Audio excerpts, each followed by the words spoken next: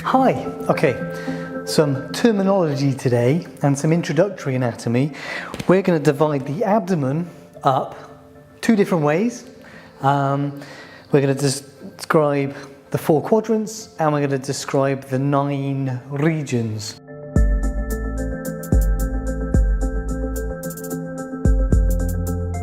What we want to be able to do is to describe to one another accurately, anatomically, where something is. An organ, a lump, pain felt by somebody.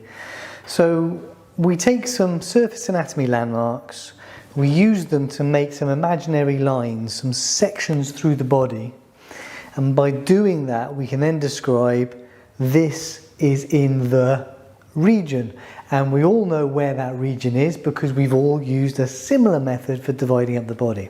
Alright, that's our aim. As usual with anatomy, it's clearly describing to somebody else where something is. We can easily get muddled, so we use some set terminology. If you've watched my videos before, you know how I struggle with noise, so I thought if I get in early today, I can avoid the kids. I got lawnmowers instead. Alright, first one first, easiest one first. The 4 quadrants, here comes the lawnmower. So here's the abdomen, here's the thorax, roughly speaking. You can see the rib cage here, you can see the muscles. Imagine we've got skin on here, and you can still do this same method. So we want to divide the abdomen up into 4 quadrants. The first thing we do is we take the midline and we imagine the median plane. So we're cutting the body in half in this direction, the median plane. Shunk, that's one line. And then we find the umbilicus and we take another section, another slice. We have a transverse or an axial section at the level of the umbilicus. This is the transumbilical plane. And now by creating those 2 lines, we have divided the abdomen up into 4 quarters, 1, 2, 3, 4, and those quarters are sensibly named. Remember that when we're talking about the side, we're always talking about the patient's side.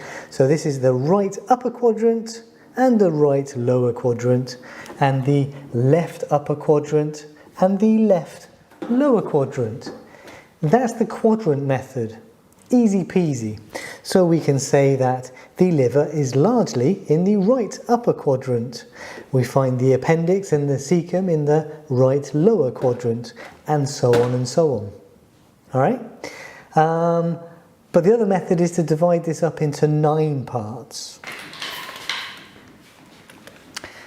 We need a little bit more anatomy to divide up into 9 parts. Okay, first one then. This bone and this bone. These are the clavicles. I know, we're a long way away from the abdomen, but these are the clavicles. So these are either ends of a clavicle. If we go halfway between the 2 ends, we are mid-clavicle. Now, if we cut another section, so imagine sectioning the body or drawing a line on this plane, if we take this point and continue inferiorly, we draw a mid-clavicular line, and we do that on both sides. We have 2 mid-clavicular lines. You can go down as far as you like. That's the first section. Next, you see the rib cage here. We've got some floating ribs back there. They're off doing other things. But here, the lowest part of the rib cage, this is cartilage. Here's the rib, here's the cartilage. This is the 10th rib. Now, we're going to do a horizontal line or a transverse plane at the lowest point of the rib cage where the cartilage is. This is the subcostal plane. So this is our next division. Some people will use a transpyloric plane. Pylorus. So the pylorus is part of the stomach, so that's what it's referring to. But the transpyloric plane, well, to find that, you take the top of the manubrium, so the superior part of the manubrium, this is the jugular notch here.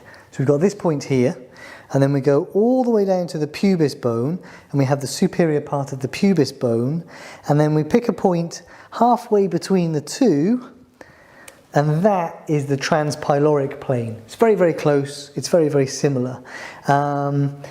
If you're led down that's about the level of the pylorus. That's the transpyloric plane. So you might hear subcostal plane or transpyloric plane. We're going to use the subcostal plane.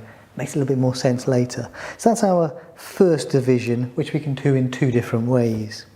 Okay, the next transverse section we're going to take, or the next horizontal line we're going to draw is, so here's the pelvis here. These are the iliac bones, the wings of the ilium on either side. And we're going to get the iliac tubercles, and we're going to draw a line across them, and that will be the transtubercular plane, also known as the intertubercular plane. So you can see that that's at about the level of the L5 vertebra here. Now again, some people do it differently. If we follow the iliac crest anteriorly, this pointy sticky outy bit here, this is the anterior superior iliac spine, abbreviated to ASIS or ASIS. Some people draw a line across here, and that gets called an interspinous plane. It's close, it's just a little bit lower. So you can see how there's a little bit of roughness to this whole system. But we're going to use the subcostal plane, the transtubercular plane, and the two midclavicular lines. And that's us dividing our abdomen up into 9 regions. Each of those regions has a name. Now, right in the middle here, we find the umbilicus. So the central region of the 9 regions is called the umbilical region. That's a nice one, right? Now, if the central part is called the umbilical region, I want you to imagine, when you're trying to remember the names of these parts, I want you to imagine, I know I can't do this very well, I want you to imagine a nice big belly, right? A nice big belly sticking out. Because gaster means stomach. And in this case, we're not thinking stomach as in the actual organ up here. We're thinking nice big stomach, right? Nice, yeah, stomach. Because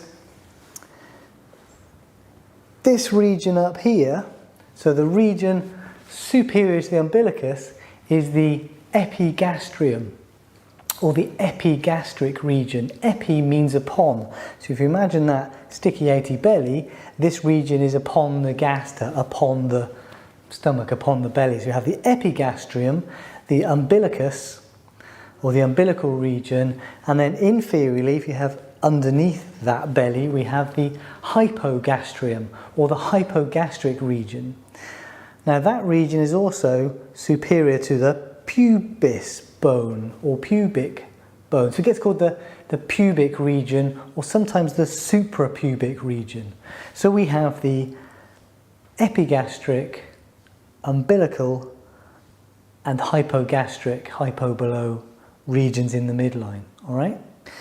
Down here, on either side of the hypogastric region, down here on either side, those regions are called the left and right iliac regions, or the left and right inguinal regions.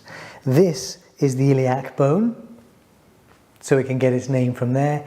Inguen refers to the groin, so these are inguinal regions or iliac regions. Now the two lateral regions in the middle, they get called the lumbar region. So lumbar comes from a word meaning the bit between the ribs and the pelvis, right? The lumbar, the loin.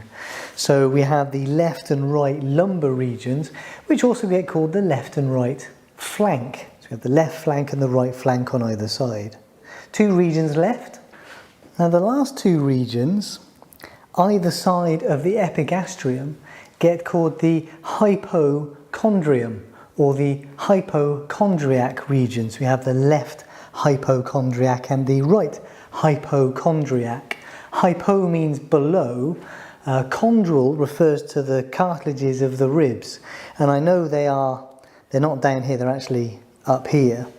So hypochondriac is making a reference to the cartilages and the stuff that's deeper to them, the stuff that's below them, if that makes sense. So hypochondrium or hypochondriac regions, and that's it. Those are the 9 regions of the abdomen. Now you might be thinking hypochondriac, that's a term we use for something else. Yes, in modern times that's become a little bit of a derogatory term. A hypochondriac is defined as someone who thinks there's something wrong with them when maybe there isn't, is overly concerned with their health but they are otherwise healthy.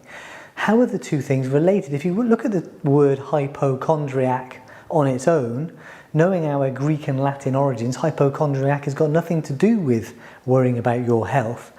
But from about 400 years ago, when medicine was still concerned with the 4 humours and vapours and that sort of thing, the organs around here, the organs deep to the ribs, so the organs in the hypochondriac regions, the liver and what have you, were blamed for releasing the vapours associated with melancholy and sadness and worry and that sort of thing.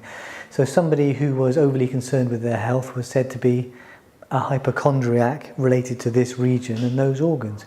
We know better now. There you go then.